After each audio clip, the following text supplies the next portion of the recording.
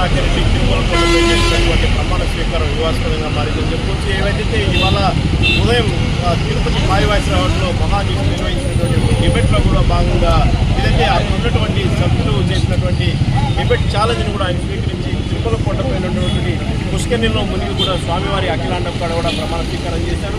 అన్ని తప్పులు చేసినటువంటి కరుణాకరెడ్డి స్వామివారి పుష్కరిణి కూడా అపవిత్రం చేశారని చెప్పి కూడా టీడీపీ నేతలు ఆరోపిస్తున్నారు. ఇదే అంశానికి సంబంధించి మనతో పాటు ఏదైతే టీడీపీ రాష్ట్ర అధికార స్పోక్స్ పర్సన్ ఉన్నటువంటి కోడూరు బాలసుబ్రహ్మణ్యం మాట్లాడుతున్నారు.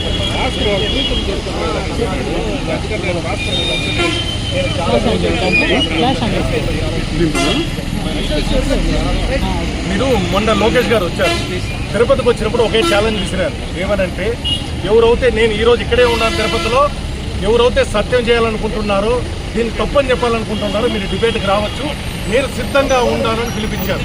ఆ రోజు ఎవరూ రాలేదు. కేవలము ఇప్పుడు లడ్డూది బయటపడిపోయింది. ఎందుకంటే కలుషితం చేసిన లడ్డూని భక్తులందరూ కూడా స్వీకరించారు. ఎందుకంటే వీళ్ళకి పుట్టగంతులు లేకుండా పోతున్నది. ఆ పార్టీకి ఇంకా మనుగడ ఉండదు. రాష్ట్రంలో కానీ దేశంలో కానీ హిందూ మనోభావాలు దెబ్బతిన్నాయి. అంటే క్షేత్రం ఒక విశిష్టత. చాలా మంది భక్తులు కొన్ని లక్షల కిలోమీటర్లు, వేల కిలోమీటర్లు, వందల కిలోమీటర్లు నడుచుకొని వచ్చి 2014వ శతాబ్దం 13వ శతాబ్దం నుంచి కూడా ఈ లడ్డు ఆనవాయితీ ఉంది. అప్పుడు కూడా బూందీ రూపంలో వాళ్ళకి ఇచ్చి అన్న ప్రసాదాలు కొండపైన దొరకదు కాబట్టి లడ్డు ప్రసాదాలు ఇచ్చేవాళ్ళు. అలాంటి లడ్డు ప్రసాదానికి చాలా విశిష్టత. ఎందుకంటే చెన్నై కానీ తిరుపతి ప్రజలు కానీ చుట్టుపక్కల ప్రాంతం వాళ్ళు ఏమనుకుంటారంటే దేవుణ్ణి దర్శించకపోయినా కూడా లడ్డు ప్రసాదం స్వీకరిస్తే వెంకటేశ్వర స్వామి, పద్మావతి అమ్మవారు ఒక ఆశీస్సులు మాకుంటాయని తెలియజేసుకుంటున్నారు. అలాంటి పరిస్థితుల్లో వైసీపీ గవర్నమెంట్ వచ్చిన తర్వాత దీన్ని కలుషితం చేశారు. దాని గురించి ప్రతి ఒక్కరు కూడా ల్యాబ్కి టెస్టులు పంపించారు. వీళ్ళు చేసిన అవినీతి ఏదో బయటపడిపోయింది.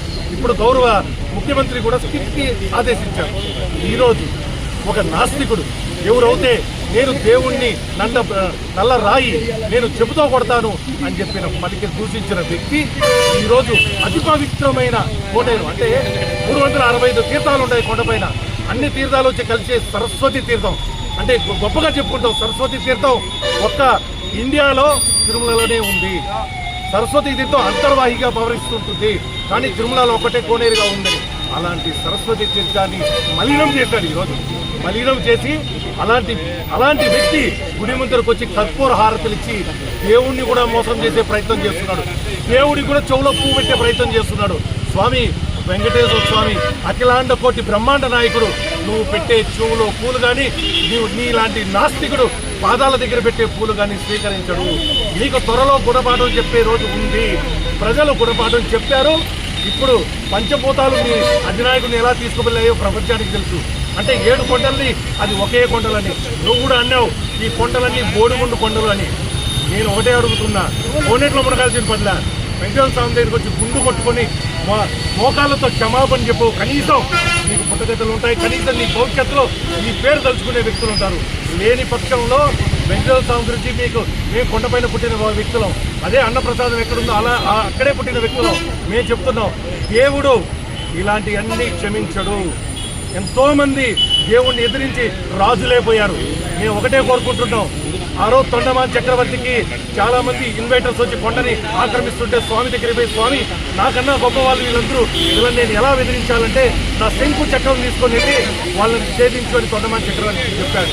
అదేవిధంగా ఈరోజు మేము కొండవాసులుగా తిరుపతి వాసులు అందరూ కూడా ప్రార్థిస్తున్నాం, స్వామి ఇలాంటి అరాచకుల నుంచి మమ్మల్ని కాపాడాలి, ఇలాంటి దైవభక్తి లేని హీరోల దగ్గర నుంచి మమ్మల్ని కాపాడాలి, నీ రూపం నిజస్వరూపం ఏంటో వీళ్ళకి చూపించు. ఒకరు చెప్తున్నారు మేము రక్తం నొప్పి వస్తాం, మేము దొల్లాడి తెస్తామని. ఒక్కసారి ఈ దయ వాళ్ళపైన కూడా చూపించాలని చెప్పి మనస్ఫూర్తిగా కోరుకుంటూ, ఆ శంకు చక్రాలు ఏదో మా చంద్రబాబు నాయుడు దగ్గరికి ఇచ్చి వీళ్ళ అరాచక పాలన నుంచి తొలగించారు, వీళ్ళ నుంచి ప్రజలకు విముక్తి కలిగించండి, భక్తులకు విముక్తి కలిగించండి అని చెప్పి ఆ వెంకటేశ్వర స్వామిని, వేడుకొండల స్వామిని, స్వామి కోనేరుని అభివృద్ధి చేశారు, ఆడబెట్టే కర్పూర హారతిని అభివృద్ధి చేశారు. గుళ్ళో వీళ్ళకి నమ్మకం లేని వ్యక్తిని తగిన గుణపాఠం మీరే చెప్పాలని చెప్పి ఆ దేవదేవుని ప్రార్థిస్తూ చంద్రబాబు నాయుడు గారికి చెప్తున్నా, అయ్యా మీరు ఏదైతే చర్యలు తీసుకోవాలో ఇలాంటి వాళ్ళపైన తీసుకోవాలి. తమ్మారెడ్డి కానీ అదేవిధంగా సుబ్బారెడ్డి కానీ వీళ్ళందరూ వాళ్ళ పెళ్లిళ్ళు అన్ని క్రిస్టియానిటీ మతంలో చేసుకోవచ్చు. వాళ్ళ మతాన్ని మేము అగౌరవపరచం. వీళ్ళు ఏ రోజు కూడా కొండకు వచ్చినప్పుడు వాళ్ళు మేము హిందువులు అని చెప్పి ఎప్పుడూ చెప్పుకోలేదు. వీళ్ళ కూతుర్లకు క్రిస్టియానిటీలో పెళ్లి చేస్తారు. వీళ్ళందరికీ గుణపాఠం త్వరలో భగవంతుడే తెలియజేస్తాడని తెలియజేసుకొని ఇంకొకసారి తిరుమలలో పోయి ఇలాంటి హై డ్రామాలు వేస్తే మనకు ఇలాంటి కొండపైన హై డ్రామాలు వేస్తే ఈసారి మేము ముట్టడికైనా సిద్ధమే. ఇంతవరకు ఎందుకంటే కొండపైన మేము అలాంటివి చేయకూడదు, కొండపైన పుట్టిన వాళ్ళంగా అలాంటివి చేయకూడదు అని చెప్పి గమనే ఉంటున్నాం. ఇంకొకసారి కానీ మీరు ఇలాంటి చర్యలు సత్యాలు కానీ పోనేని అభిప్రాయం కానీ చేయడం జరిగితే ముట్టడి కార్యక్రమం తప్పదు, తగిన గుణపాఠం చెల్లించుకుంటారని కూడా తెలియజేస్తున్నాం.